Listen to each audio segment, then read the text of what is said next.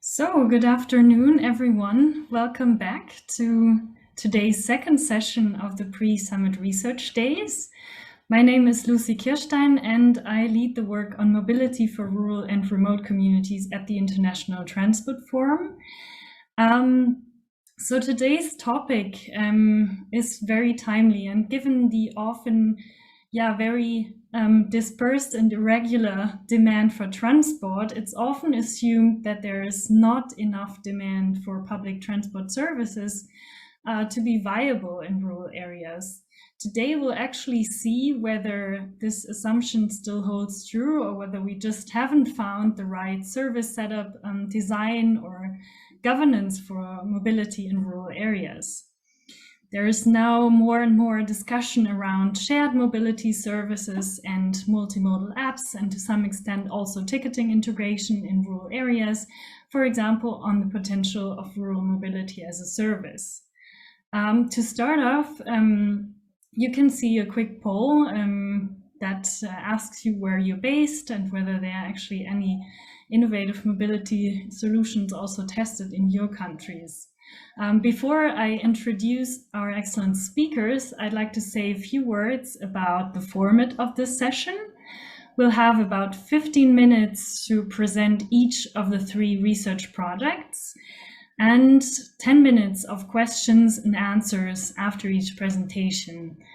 So on the right-hand side of your screen, you will see the live Q&A function where you can ask and upvote questions by just simply giving them a like. So you can support those questions that are being asked. Please only use the discussion forum to connect with other attendees or to share relevant comments or maybe links to your work that connects to what we're discussing today. And with that, I'll immediately go to our first presenters.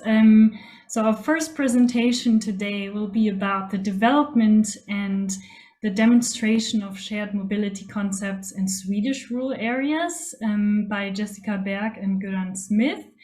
And we'll hear about the implementation of on-demand transportation in the Latvian region of Vidzeme from Kristine Malnaca after that. And finally, Naohisa Hashimoto will talk about the feasibility of mobility as a service in rural areas in the context of the Smart Mobility Challenge in Japan. Let me introduce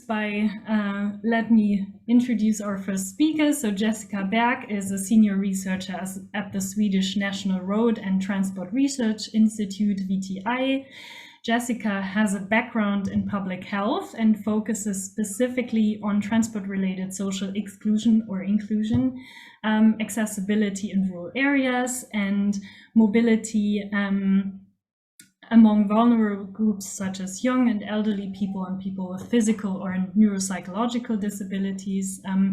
At VTI, Jessica has also been involved in initiating a research group on social justice and participation in the transport system, and is also affiliated to K2, the Swedish Knowledge Center for Public Transport.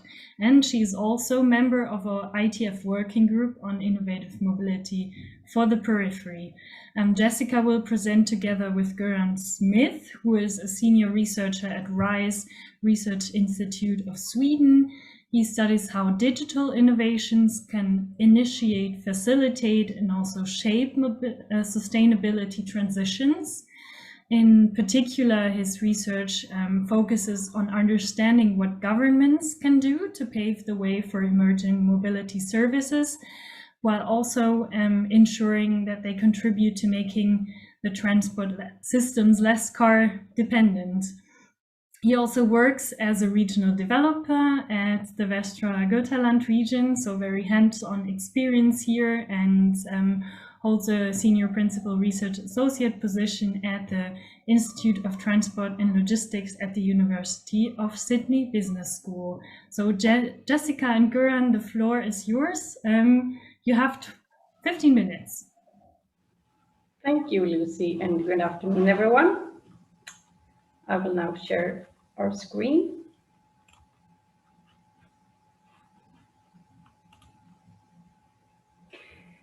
So Göran and I will present a concept for mobility as a service for rural areas and how this concept was developed. Since many years, researchers as well as planners and politicians have been aware of the general challenges that exist in rural areas to meet the citizens' needs of adequate transport alternatives. The common challenges that we face around the world actually are sparsely populated areas, an aging population, and the car as a dominant mode of transport that has taken over the use of public transport. The KomILand project that we will present for you today aimed at identifying potential solutions to improve mobility and accessibility for people who live in rural areas and small towns.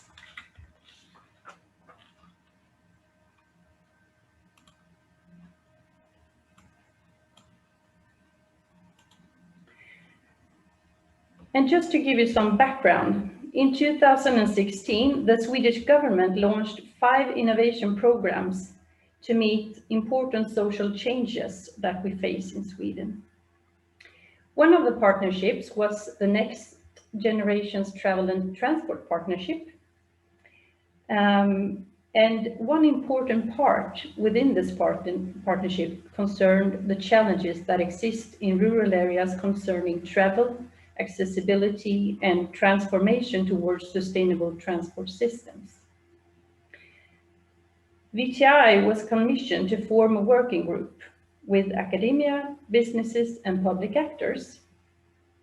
And eventually, this resulted in the KomILand pre-study, together with partners that you can see here to the right, 2 research institutes, RISE and IVL, and the region of Västergötland in West Sweden, and the UBGO, which is a MaaS provider, and the Swedish Transport Administration. The aim of KomILand, of the pre-study, was to prepare for future demonstration projects for combined mobility in small towns and rural areas by providing data on location, user needs, services, and financing. Several independent activities have been carried out. First, we identified geographically appropriate areas where rural MaaS could be tested. This was followed by a study of user needs, and after that, we developed a service design and business models. And then we involved local and regional actors through a workshop. Finally, several potential mobility services were suggested. And the development of services and business model was based on interviews with people who live in rural areas. And from that, we identified 4 user categories as potential users of combined mobility services: retired people, local entrepreneurs and public sector organizations, summer guests, and families, including children and youth. And for these groups to adopt shared mobility services, the combined value offering of the services must be on par with car ownership. And potential values, which the interviewees described, included reduced environmental impact, improved accessibility, reduced travel costs, and increased social exchange. We used the Osterwalder business model canvas to develop services and business models.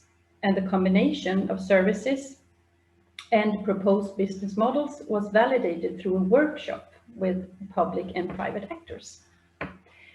And the services that we finally saw as appropriate in rural areas and could be included in a service package was theoretically validated in the fictional town of Småtorp that could be translated into Littleville. The service included public transport, car rental, car sharing, cargo bike pool, food and postal deliveries, to name a few.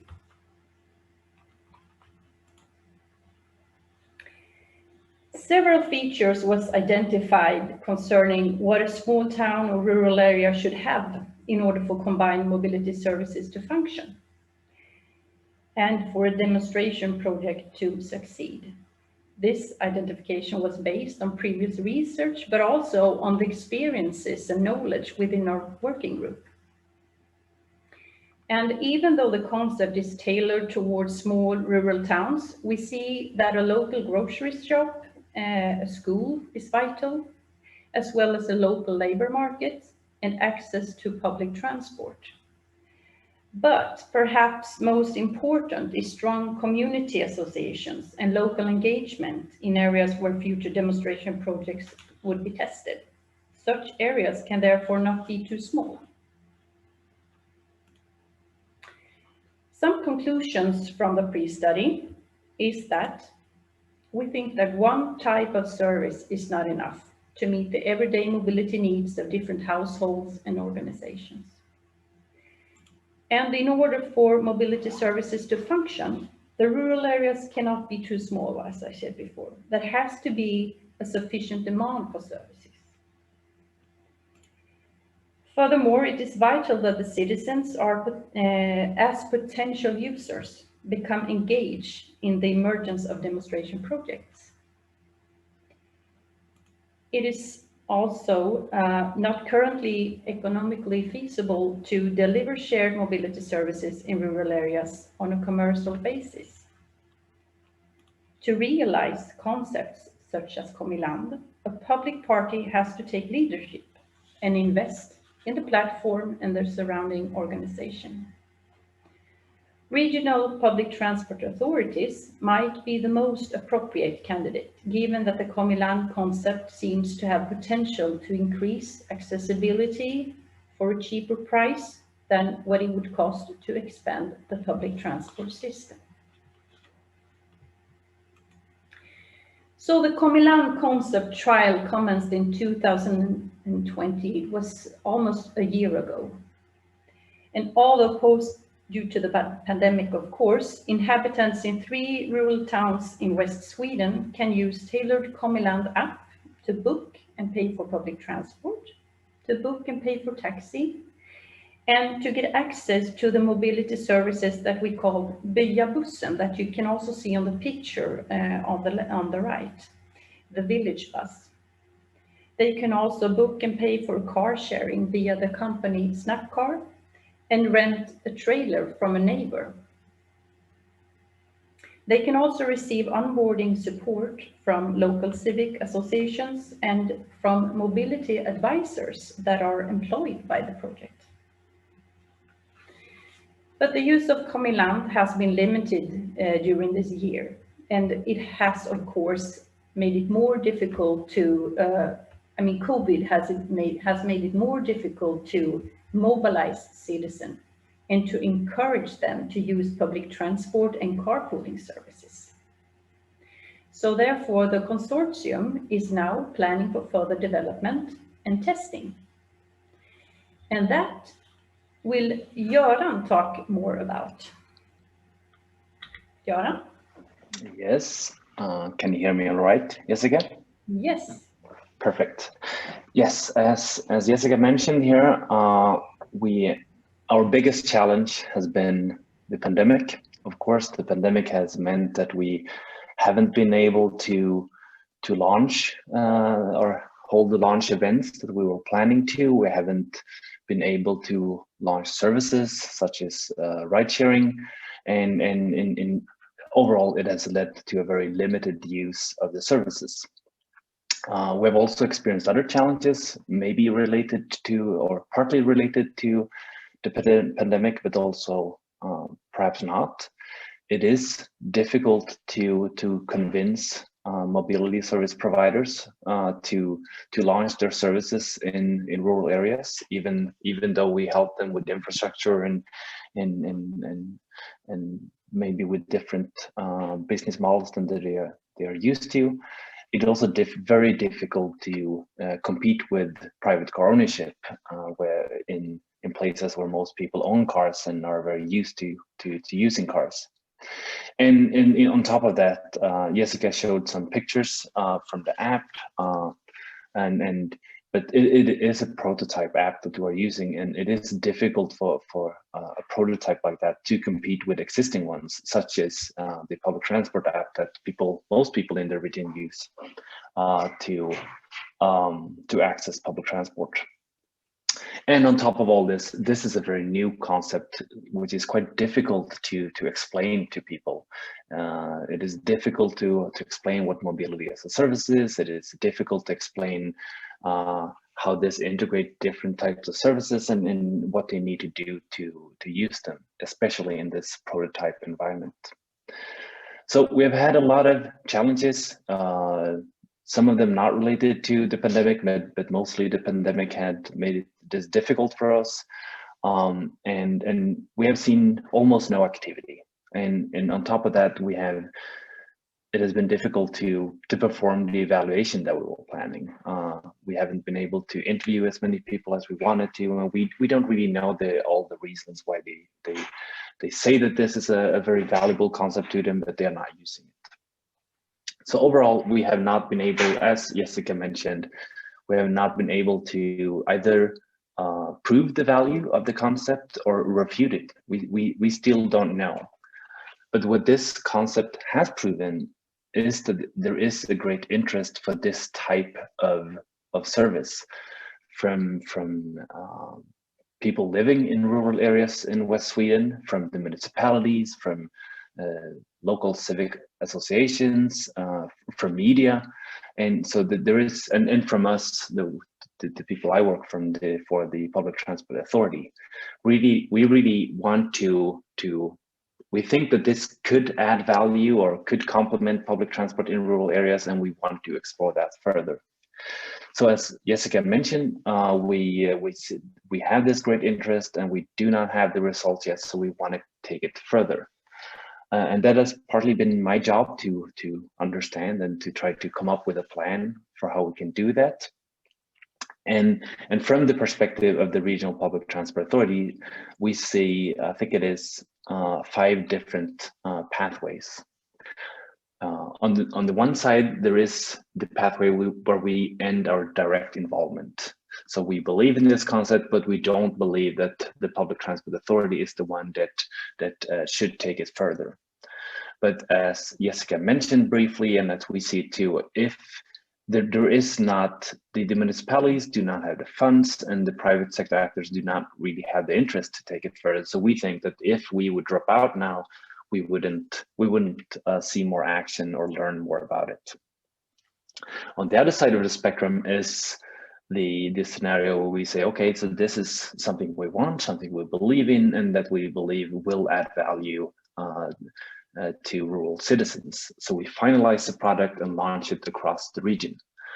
But given the limited outcome of the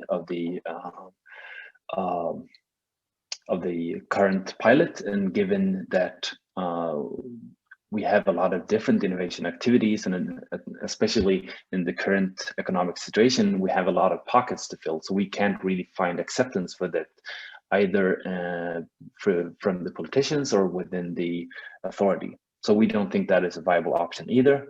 So instead, we look at another pathway forward where we scale up these activities, where we take it from the current 3 small villages and launch it in 6 different ones, with some more variance between them and across the entire region.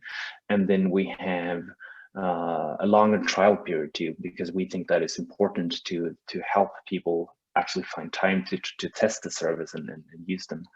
So we hope to be able to launch a new project where we test this for 2 years in 6 small villages, and the hope is that we will be able to understand under what conditions this type of service create what type of value for what people. That's the most important part, but then also how we can negotiate the business model and how different actors can take different roles.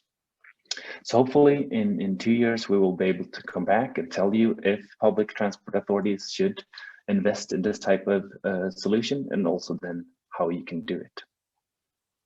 That was all for me, Jessica. Thank you, Göran. And that was everything from us. Thank you everyone for listening. Thank you so much, Jessica and Göran, for this very insightful presentation. And I have to say, it's also very interesting to see that in the context of other pilots that we have looked at in the context of our ITF working group, especially the aspects that Göran mentioned at the end. We often underestimate the time that it takes for people to change their behaviors, to test these services. I don't see any questions yet in the live Q&A, so I'd like everyone maybe to have a look again and type in their questions as we speak. I have a few questions for you while we wait for others to type in theirs. Yeah, you spoke about regional transport authorities potentially leading such a concept. So in this case, it was maybe more of a, there are more piecemeal efforts here and there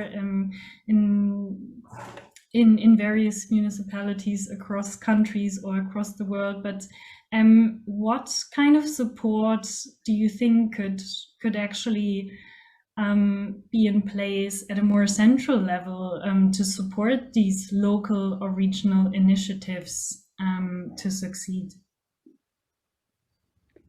From a governmental perspective, you mean, or? Yes, I would see whether it's legal support, whether it's removing financial blockages for this, whether it's a complete overhaul of the governance of a transport system.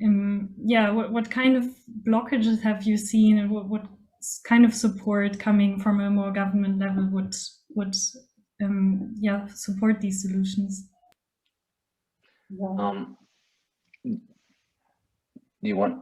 Let me provide a few points there, because I think that's a great question. And I think what we can see is that this has to be part of a greater shift, and that it's really, as I said, we have faced many challenges, and it's difficult to implement and find acceptance for this type of solution in the current situation. And so to make it easier to implement it, I think we, as a public transport authority, we would need more help with understanding what we are allowed to do and what we are not allowed to do, because we struggle with that a lot. Can we be the ones offering this type of regional platform, and what kind of business models can we have, even though this goes beyond public transport?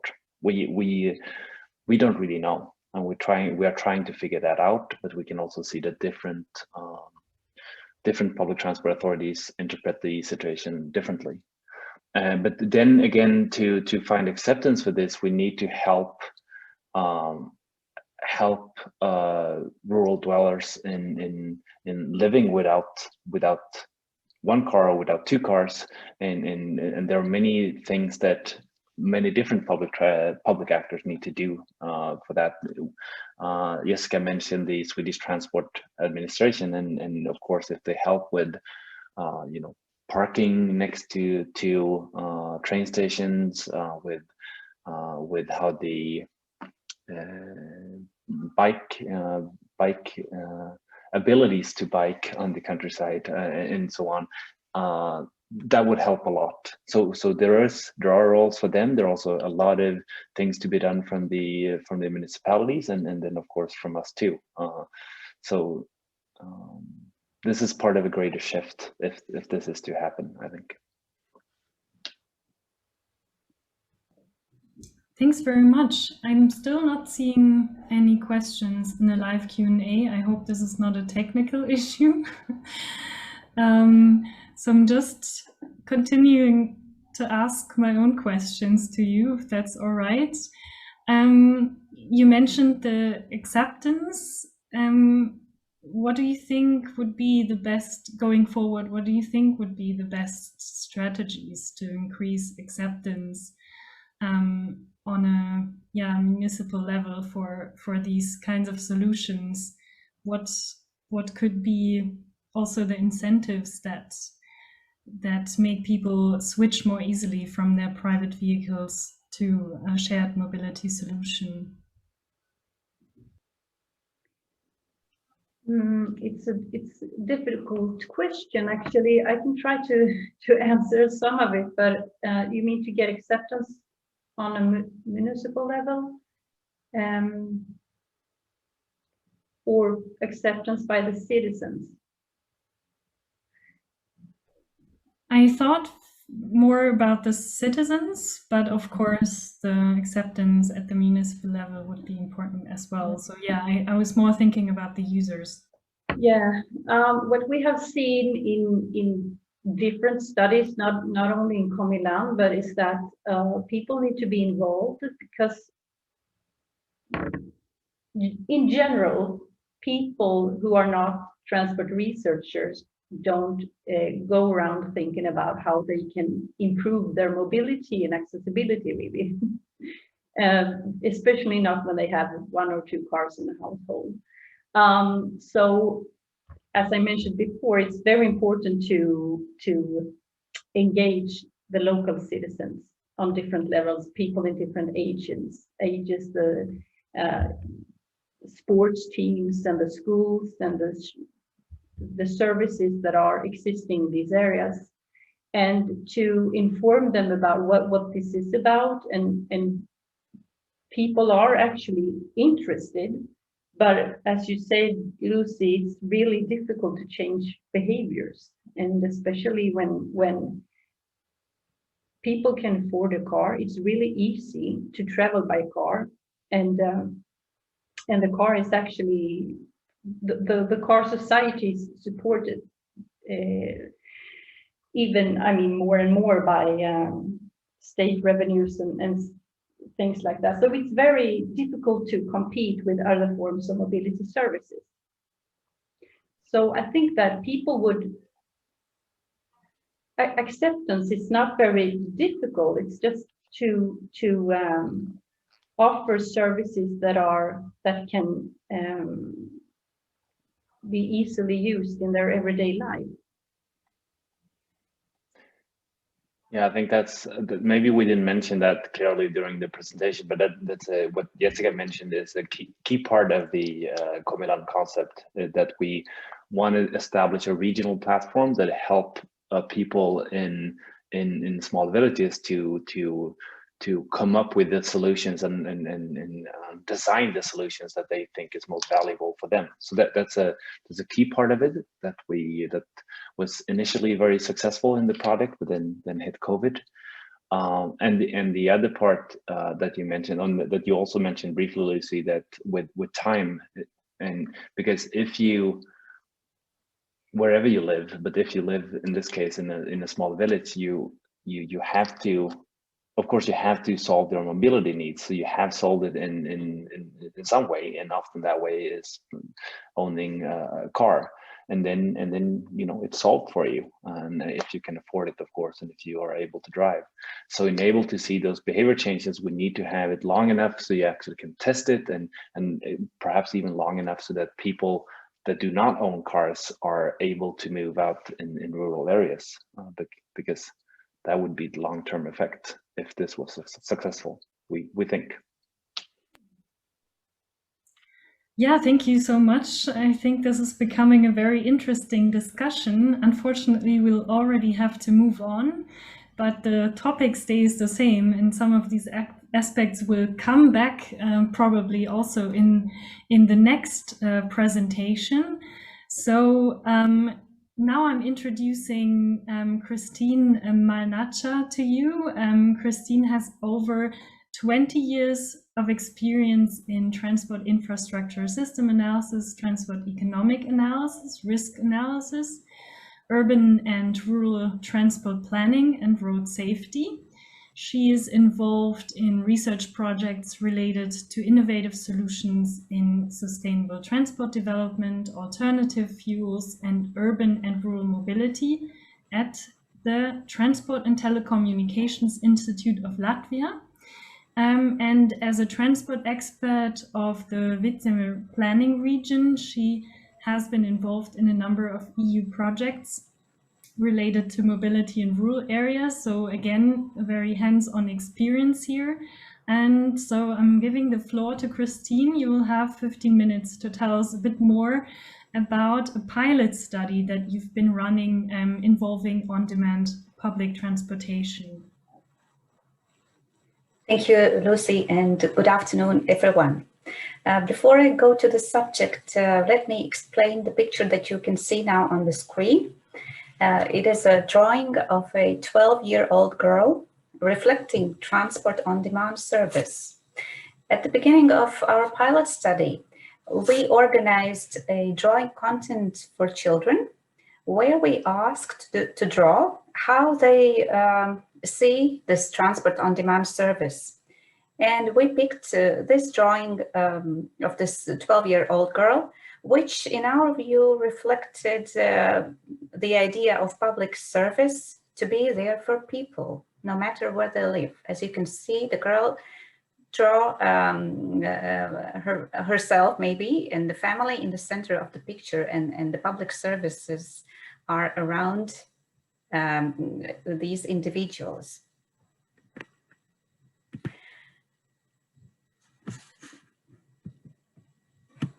And now back to the topic. First, I will start with explaining the characteristics of rural areas, pointing out also the challenges for conventional public transport service in these areas and how it deals with those challenges. Then I will tell about the pilot study that we did in Vidzeme region, providing transport on-demand service. And I will share the main results, focusing on social benefits and economic efficiency of the service. And at the end, I will provide main conclusions of our pilot study. Mobility is an essential requirement, especially in rural areas, characterized by low population density and long distances to economic and social activities. And here's the situation in Vidzeme that we face. Vidzeme region is located in the northeast of Latvia, and it is really challenging for conventional public transport scheme, considering that 44% of inhabitants live in rural areas and many of them in single homesteads, so they are spread over the territory. The population density is very low. On average, it is 8.5 inhabitants per square kilometer in these rural areas. We're facing decreasing population and aging population, and consequently, the regular and fixed public transport services in such areas have high costs and low efficiency. And it leads to high state subsidies, in some cases even above 80% of service costs. In many of these public transport routes, the number of passengers is very low. Sometimes we get situations where we have only 1 up to 3 passengers per kilometer. And as I said, for this reason, these routes are highly subsidized by the government. What are the solutions in such situation in the current existing public transport system in our country? So if the number of passengers is small, then there are several options available. The first one is to close the route at all. Another option is to execute the bus service on a fixed route only if a call is received from inhabitant indicating the need for this service. We had 2 trials in Vidzeme region. Unfortunately, the trial lasted for several months, and unfortunately no calls were received, so the routes were eventually closed. And now, starting from this year, we have a new option which is to provide public transport service on low demand routes free of charge. But again, the question arises as to whether the cost of this service is the main reason for low number of passengers in rural areas. Is it really true that if there are no passengers, does it mean that there are no inhabitants in this territory? Which is quite often used assumption that if there are no passengers on these fixed routes, then there's no demand for public transport services. But as I said, if we look at provided solutions, existing solutions, what to do in such situation, then none of the existing solutions envisages any modifications in the service itself, which would help to meet the user needs. So what we did in Vidzeme region, we implemented the pilot study, Transport on Demand. The study lasted for 11 months. It started in October 2019 and lasted till September 2020. And we offered transport on demand service in 2 pilot territories chosen by Vidzeme planning region and local municipalities. So we picked 2 counties with the aim to test 2 possible models of this service. So one was Malnaca County and the other territory was in Alūksne County. Both these counties are located near Estonian border and have very low population density. What was different in the first county, Malnaca County, the service covered the whole area and it was available for citizens on any working day with fixed hours, whereas the second scheme was created such that the service could be used only on specific day of the week. In total, we served 2,777 passengers during these 11 months.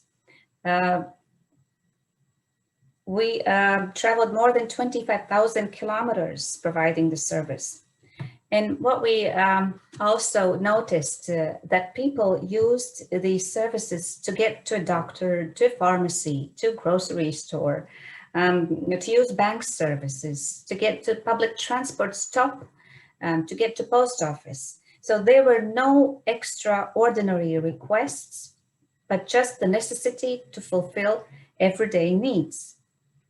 And this pilot project proved that there is a demand for local transport services, but it cannot be detected by fixed public transport bus routes. Also, we realized that actually transport on demand service provided social benefits to people living in these areas. It definitely reduced social exclusion and eliminated isolation of rural areas. We spoke with people using this service and they were very happy finally to get out of the house, because most of the cases our passengers were seniors and without a private car.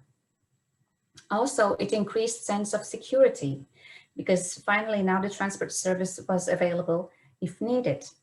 When we asked how you managed to travel before transport on demand was provided to you, they said that they were forced to look for some persons to provide transportation for them, whether the closest neighbor or some relative.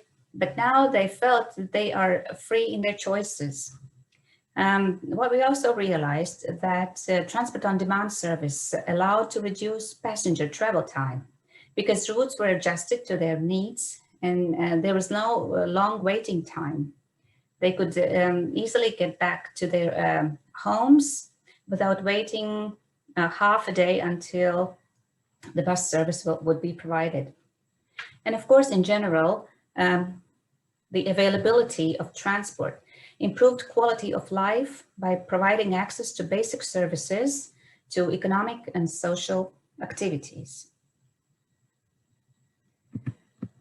Of course, at the end of our study, we wanted to assess economic efficiency of our service. We know that there are a number of cost effectiveness measures that we can use to assess conventional public transport scheme, but not all of them are appropriate for comparison with the transport on demand service. Conventional public transport scheme is designed to serve large number of passengers on fixed routes, whereas transport on demand service is tailored to passenger needs and used in sparsely populated areas. On one hand, transportation by smaller vehicle is cheaper in terms of cost per kilometer. On the other hand, when assessing the cost of a single passenger trip, transport on demand service is more expensive. So how to compare these two and how to evaluate economic efficiency of transport on demand service. So what we did, we chose to compare two possible alternatives. The fixed bus route, actually taking place in one of our pilot territories in Alūksne County, where we realized that there's a small number of passengers and state subsidies for this fixed bus route is in the amount of 86% of service cost. And we decided to compare this fixed bus route with transport on demand service. So if we look on the right side here, we can see the results, the data of our pilot study. Average number of passengers per route in Alūksne County was 3.2 passengers, and it coincides with the number of passengers in vehicle per kilometer. Now, if we look at the fixed bus route, these numbers differ. And the same relates also to the distance traveled. If we look at the TOD service, then we see that the average length is nearly the same. The average length of a passenger trip is nearly the same as the average length of a route. And if we look at the same numbers for the fixed bus route, then again, we see that the difference is nearly doubled. Consequently, we calculated what would be the service cost per route and service cost per passenger kilometer. And here you can see at the bottom of this table, if the service cost per route, we take the same unit cost, for example, €1 per kilometer. And then, of course, per route, the fixed bus route would be less expensive. But if we look at the service cost per passenger kilometer, then we see that the TOD service is more cost effective. Even if we increase the unit cost for transport on demand service 1.5 times, still we would have similar results, and it would prove the cost effectiveness of TOD service. I have to add that in our case, transport on demand service was free of charge because we were not able to apply any fares because the pilot study was financed by the European Union. But we asked our passengers if they would be willing to pay, and they said yes, unless there is this option to have the service. Of course, they would be ready to pay for it. And now, to conclude, the results of the pilot study show that the transport on demand service is a cost-effective solution in sparsely populated areas with long traveling distances, as it is quite often in Vidzeme region territories. Being flexible it is more beneficial solution adjusted to inhabitants' needs. As I mentioned, we identified social benefits of this project as well. Transport on demand service ensures more efficient use of resources, including public money. So there are no waste kilometers along the route. And of course, it also reduces negative environmental impact by optimizing routes and thus avoiding unnecessary vehicle kilometers. And summarizing all of the above, it can be concluded that transport on demand service is a good solution to supplement regular public transport services in remote and sparsely populated rural areas. Also, I would like to say that our pilot project is a success story so far. And we have put a lot of effort to raise this issue of rural mobility at the national level in Latvia. And based on the results of the pilot study, we have managed to get the national parliament's attention and our proposal to supplement regular public transport services with transport on demand was discussed in the national parliament at the end of last year. And now we're waiting for the draft law to be prepared this year, which would envisage passenger transport services on demand. Thank you for your attention. Thank you very much, Kristine, on this very fascinating presentation on the situation in Latvia. And it appears that this pilot had real effects on what is going on a political level. This is really interesting and of course exciting that based on some pilot projects, there's also a reaction from policymakers. Maybe a follow-up question directly on that political aspect that you mentioned. So you mentioned that the legal obstacles for public transport provision with these kinds of services will be taken out probably of the law, but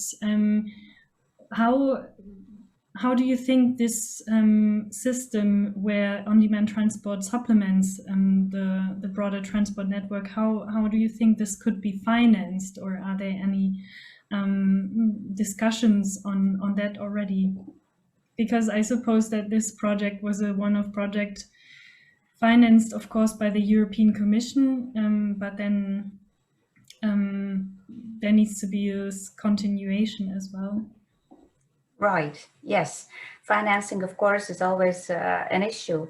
But as I mentioned in my presentation, currently the conventional public transport in these remote and sparsely populated rural areas is highly subsidized by state. So we propose that there could be more efficient use of these state resources if the service is altered and provided as on-demand service. So this is one way. Of course, we understand that the state funding is crucial and is needed to continue these services, but we also see that it could be a combination of several financing sources, including municipal funding, which would like to support these services in their area, and probably also involving citizens themselves. Thank you very much. We have a few questions from the audience. Ronald Bonneau asks, because of COVID, it appears that these studies have had limited participation by rural participants. Is this also true in rural areas as in society in general? Maybe you could clarify a question a little bit. Did the rural population also limit their activities due to COVID. Maybe more general question to you, how the pandemic affected the services. This is a very good question. Our pilot study was conducted just before the pandemic started. So we started in in October 2019, and we had several months till the pandemic started. In Latvia, it was mid of March 2020, when suddenly the movements were restricted. But in our case, actually, it helped to rural inhabitants that there was the service transport on demand, because many of public bus routes were stopped for several months due to this pandemic. But this service was still running and available with all the necessary precautions and safety precautions. So actually, it really helped rural inhabitants to live through this time and to have some travel options, at least.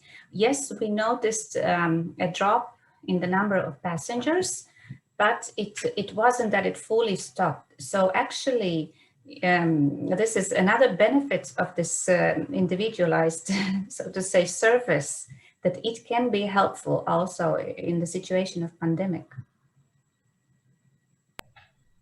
Yes, very interesting, and a few studies have been done on that already in other parts of the world, for example, Australia, where the demand responsive transport services were the most resilient actually to the crisis, because they could respond with hygiene concepts, and people had more trust in them. We have another question, maybe the last one, then we would move on. Sarah is asking, who would be, according to your analysis, the most suitable transport on-demand service provider? Should it be a public company co-financed by the government, or should it be a private company? So should these services be tendered, or maybe what's your perspective on the procurement of these services? In Latvia, we don't have public transport companies directly providing services of public transport. So everything goes through the public tender. And in general, we have a public obligation service contract. So the private companies are contracted through the open tender procedure. And also in this situation, I see it through the open tender that we would look for some private operator who would be willing to provide these services. But of course, the funding would be most likely combined. Thanks very much. And do you think it's, do you see any difficulties in attracting bidders to remote or sparsely populated area services? No, for example, in our case, during the pilot study, we also contracted 2 operators, one for each territory, and they were the same operators providing public bus services in these areas. So the difference was that they were asked to provide small vehicle for transport on demand services, and yeah, we saw it as very good collaboration. Great, thanks very much.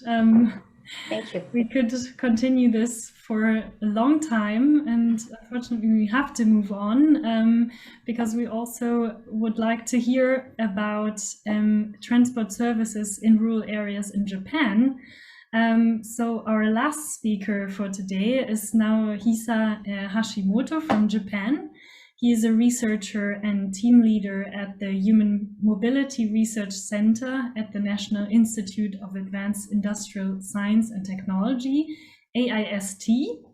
He joined AIST in 2005 and has been engaging in automated vehicles projects and mobility as a service projects. AIST is also one of the secretariats across Japan which promote mass projects together with the Ministry of Economy, Trade and Industry. So Naohisa-san, the floor is yours.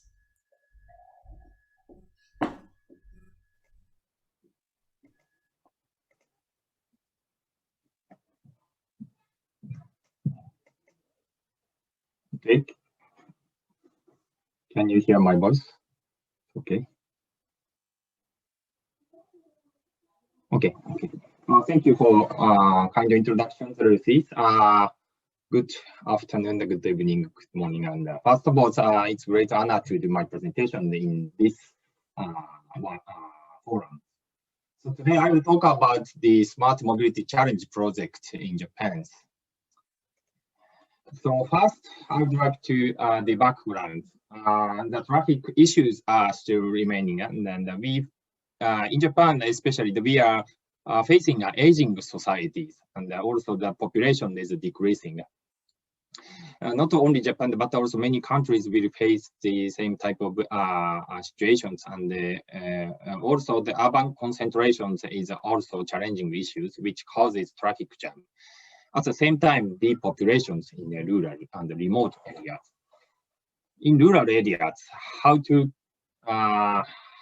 keep convenient, safe public transportations, how to maintain the cost of infrastructures are very important. From these backgrounds, how to solve these issues in these days, automation is very key technologies. And the new mobility service, MaaS, is also key technologies. So in Japan's Ministry of Economy, Trade and Industries, and also the Ministry of Land Infrastructure, Transport and Tourism started the MaaS project.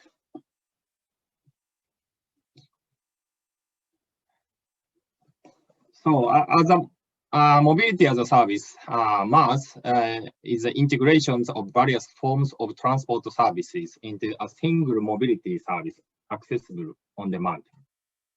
In our project, not only the one payment service, but also the several new services which will be more beneficial for users, transportation operators, and local government are focused.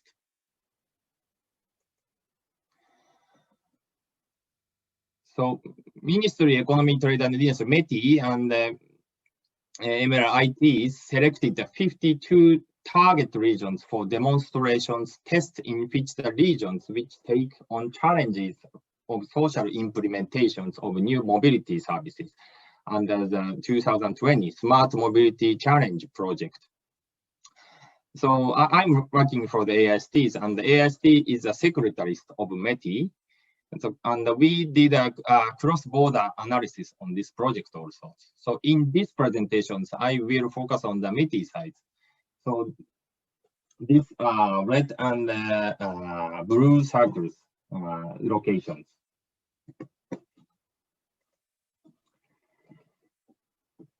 So METI opened a call for applicants for pilot areas, which tackle demonstration, test, and the other efforts in which the following 5 challenges and also autonomous drivings are used for the achieving system implementation of new mobility service.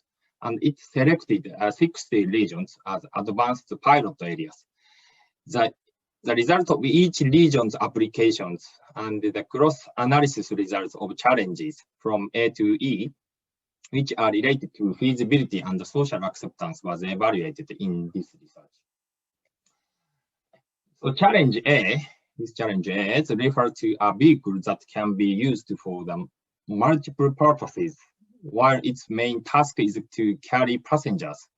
Typical forms of multifunctional vehicles in the project are on-demand taxis and on-demand buses that also carry goods and other packages for deliveries. So challenge B is the mobility service, including mobile medical treatments and delivered by the multifunctional vehicles. By utilizing this service, the local governments can increase the density of facilities in regions and thus improving the accessibility to these facilities for the elderly people. Mobile medical treatments are solutions to provide medical treatments for those who are difficult in visiting a hospital, such as the elderly people living in rural areas. Challenge C refers to the mobility service that aim at stimulating travel demands. Typical forms of interventions, including coupons, free taxis to shopping places, or making shopping easier. Challenge D refers to the collaborations between the transport sector and other sectors, including shopping and deliveries. The API allows usage data sharing between the transport and other services. From that collaborations, a mechanism can be made. So challenge E refers to the measure to collect the travel usage data and other forms of data, which create a basis for coordination between transport and the other industries and between the different regional authorities. And also the mass application ones considered for using autonomous cars for improving mobility service. So 16 applications were performed in 2020s and evaluated by using questionnaires and then interviews and sensor data. So in this presentation, I will focus on the rural and remote areas. The general issues of rural area is as follows: the first, aging societies, and also in Japan we are facing the problems about the elderly drivers, the traffic accidents, and the government encouraged them to return the driver's license.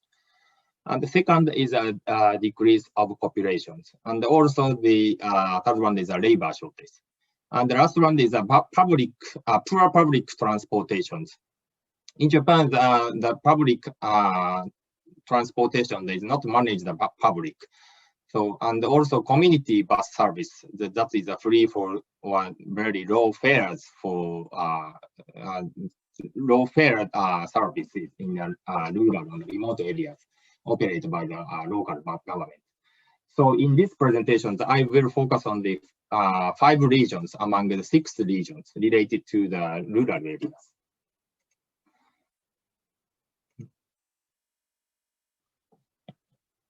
So I will focus on the topic A, is that enhancing efficiencies of mobility service by multitasking with existing other mobility service. So left figure shows the applications of AH Town, Fukui prefectures. This town tried 2 applications. The one is on-demand taxis. The other is making base stations. And so AH Town itself is providing on-demand taxis for elderly people. The shuttle bus for community was stopped due to the low utilization rate. The utilization rate of on-demand taxi has increased instead of using a shuttle bus. But the cost for traveling does not increase very much. They consider that mobile sales at these stations, post office, and welfare facilities, which are main destinations of residents. They go to just one area, and it's enough and satisfy their purpose instead of stopping by several points. So they analyze on acceptance for the local residents and the economic effect of multiple destinations. And the right figure shows the applications of Kamishihoro Town in the Hokkaido area. It provides shuttle welfare bus service, which means a very low fare for elderly people. But due to the budget, the bus diagram was not useful for them. So they changed bus to on-demand. Welfare bus can be used for this. Also, school bus and sometimes can be a delivery trucks by visualizing available times. And so I will skip the left figures, and I will explain the right figures. So this figure shows the mass applications in the Kosai city in Shizuoka prefectures. In Kosai, there are several factories, and the factory provides a commuter shuttle bus for the workers daytimes. So these buses are relatively unoccupied except for the morning and the evening times.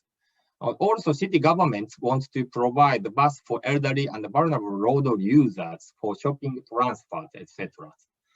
So local government negotiates the companies to use their bus in daytimes, and the company can also do community contributions to the local areas. And the local government can provide transportation to the resident by using a system which can enable users to pay fares and make reservations without thinking complicated bus route and the fare. And the next I will go to the topic B is that proving a service taking advantage of mobilities. I will explain the one region's right figures. So this figure shows the MaaS applications Hamamatsu City in Shizuoka Prefecture. They collaborated the medical doctors and the hospitals. Now in Japan, that due to the poor public transportation, it is difficult for patients to go to the hospitals, and most of them are home visit patients. But medical resources, including medical doctors, medical equipment, is limited. So the thinking of the use of medical resources must be important. Also, online medications concealing is also evaluated after that. They try to use drone for deliveries medicine to the patient home. And also, we did a cross-border analysis through the 60 regions, and by using the same point of view and the method, we employ the following three ways: the three feasibilities of applications and acceptance of applications, and also we investigate the effect on the quality of life with applications. So this figure shows the feasibility results. So due to the times, I want to explain the results, all results in details, but we look into the regions which I introduced. For example, the AH, from the feasibility results, in that reduce the delivery times for postal workers 20 minutes per day. In Kamisihoro town, reducing the burden of delivery by local stores, 12.5% reductions. And also in the Kosa areas, and improve the service levels, 70% increase in route length, and 0.1% improvement in accessibility index. Comparisons of joint operation with corporate buses and independent operations of the cities. And also this Kamisihoro is increasing operation efficiency by including average number of passengers, 1.14 increase. And in Hamamatsu, the related the medical resources and reducing the physical burdens of doctors. So overall, the small amount of improvement was obtained, and there is a potential to improve the more. And it's difficult to cover all expenses by using this system. The introduction of the appropriate scale of system is very important. So with respect to the feasibilities, it is presumed that the new service has a potential to reduce the total cost and produce a cost-effective, although the amount of benefit is small. So next, with respect to the social acceptance, we conducted questionnaires to all regions. So we found that three sentences. The score of social acceptance of challenges B and D are very high. And the score of customer satisfaction is higher than its customer expectation in all challenges. And the score of loyalty is higher than its customer satisfaction in all elements.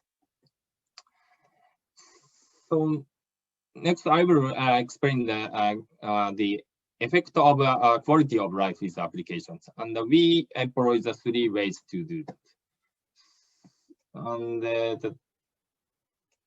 so I will explain the just one point. We investigated the life space assessment by using this reference, and we did a questionnaires to the subjects those who used this mobility service, and we did a questionnaire. We compared the questionnaires between using a mobility service and after using a mobility service. We found that the life space was expanded by using the mobility service.